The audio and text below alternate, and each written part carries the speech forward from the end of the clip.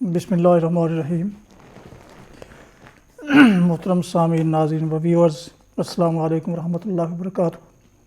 امید ہے اللہ تعالیٰ کے فضل و کرم سے خیریت سے ہوں گے۔ اللہ تعالیٰ آپ کو، آپ کے اہل خانہ کو ہمیشہ اپنے حفظ و امان میں رکھے، آمین۔ راہ ہدایت و نجات کے سلسلے کا ولاگ رسول اللہ کی نماز، حدیث، قرآن اور حدیث کی روشنی میں پیش کرنا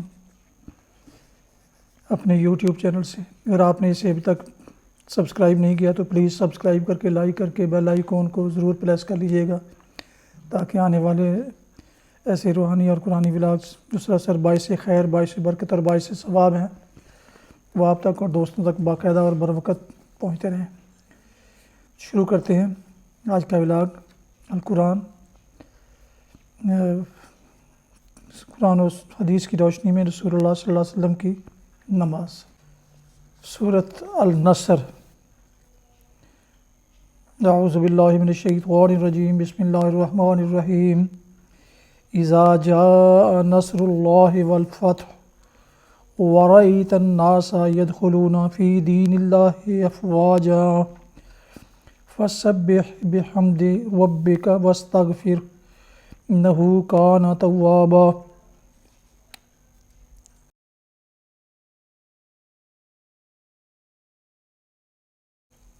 ترجمہ اس کا۔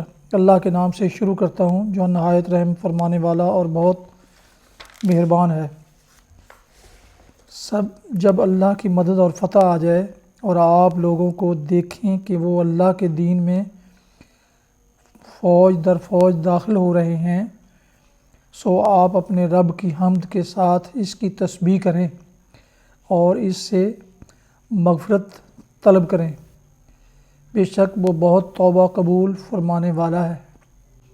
مفہوم: یہ بالاجماع مدنی صورت ہے۔ اس میں نبی کریم صلی اللہ علیہ وسلم کو بہت بڑی فتح و نصرت یعنی فتح مکہ کی نوید سنائی جا رہی ہے۔ فتح مکہ ہجرت کے 8 سال بعد ہوئی۔ حضرت عبداللہ بن عمر رضی اللہ عنہما بیان کرتے ہیں کہ یہ مکہ میں حجۃ الوداع کے موقع پر مینا میں نازل ہوئی، مگر پھر بھی ہجرت کے بعد نازل ہونے کی وجہ سے اس کو مدنی صورت شمار کیا گیا ہے۔ اس میں ایک یہ اشارہ ہے کہ اسلام پورے جزیرہ عرب میں پھیل جائے گا، بت پرستی اور شرک کے اندھیرے چھٹ جائیں گے۔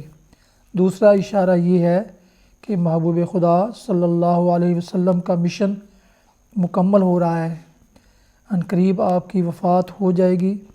حضرت عبداللہ ابن عمر رضی اللہ عنہما کے بقول اس صورت کے نازل ہونے کے 80 دن بعد آپ اس جہان فانی سے دار باقی کی طرف رخصت ہو گئے۔ انا للہ و انا الیہ راجعون۔ اس صورت کے نزول کے بعد آپ صلی اللہ علیہ وسلم کثرت کے ساتھ اللہ تعالیٰ کی حمد و ثنا، اس کی تسبیح بیان کرتے اور اس سے مغفرت طلب کرتے تھے۔ اللہ تعالیٰ کی حمد و تسبیح اور استغفار کرنا۔ اس صورت کی آخری آیت میں حضور نبی کریم صلی اللہ علیہ وسلم کو اللہ تعالیٰ کی حمد، تسبیح اور استغفار کرنے کا حکم دیا گیا ہے۔ عام طور پر گناہ کے بعد استغفار کیا جاتا ہے۔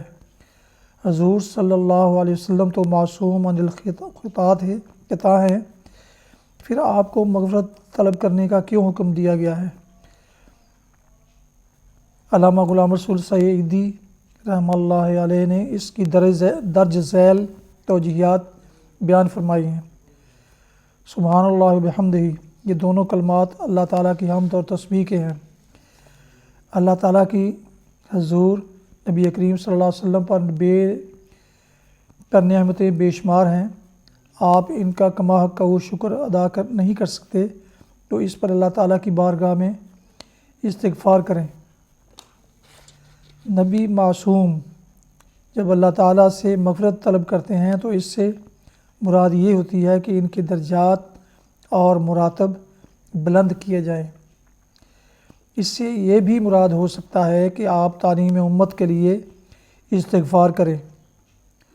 حضرت ابو ہریرہ رضی اللہ عنہ بیان کرتے ہیں کہ رسول اللہ صلی اللہ علیہ وسلم نے فرمایا، اللہ کی قسم بے شک میں ایک دن میں 70 مرتبہ سے زیادہ اللہ سبحانہ و تعالیٰ سے مغفرت طلب کرتا ہوں اور اس کی طرف توبہ کرتا ہوں۔ مسلم کی روایت نمبر 2702 میں 100 بار استغفار کا ذکر بھی آیا ہے۔ اس میں کوئی شک نہیں کہ امتی جب استغفار کرتا ہے تو ایک طرف تو وہ اپنے خالق و مالک سے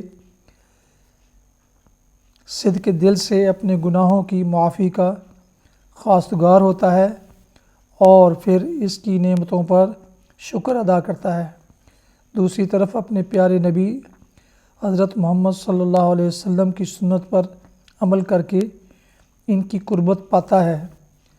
بندہ جتنی بھی عبادت کرے اللہ تعالیٰ کی عبادت کا حق ادا نہیں کر سکتا، تو اس پر استغفار کر کے اپنی تقصیرات اور غلطیوں کا اعتراف کرتا ہے اور وہ بہت توبہ قبول فرمانے والا ہے۔ محترم ویورز، ابھی آپ نے راہ ہدایت و نجات کے سلسلے کا ولاگ رسول اللہ صلی اللہ علیہ وسلم کی نماز، قرآن و حدیث کی روشنی میں کے سلسلے کا ولاگ اپنے میرے یوٹیوب چینل سے آپ نے سماعت فرمایا، جس میں آج سورہ النصر کی تلاوت، ترجمہ اور تشریح مفہوم آپ کی خدمت میں پیش کیا گیا۔ آج کا ولاگ ختم کرنے سے پہلے ایک دفعہ پھر گزارش ہے کہ اگر آپ نے میرے یوٹیوب چینل کو ابھی تک سبسکرائب نہیں کیا تو براہ کرم سبسکرائب کر کے لائک کر کے بیل آئیکن کو ضرور پریس کیجیے گا اور دوستوں سے شیئر بھی کیجیے گا تاکہ آنے والے ایسے روحانی اور قرآنی ولاگز آپ تک اور ان تک بھی باقاعدہ اور بروقت پہنچتے رہیں۔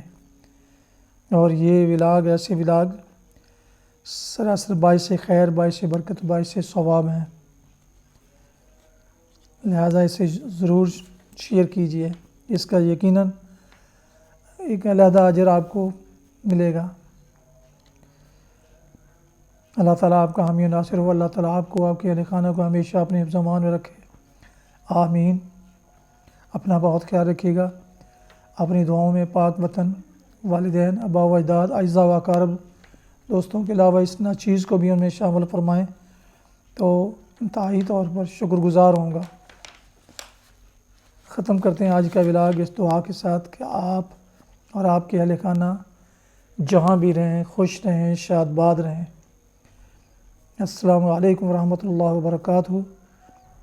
پاکستان زندہ باد۔ اللہ حافظ۔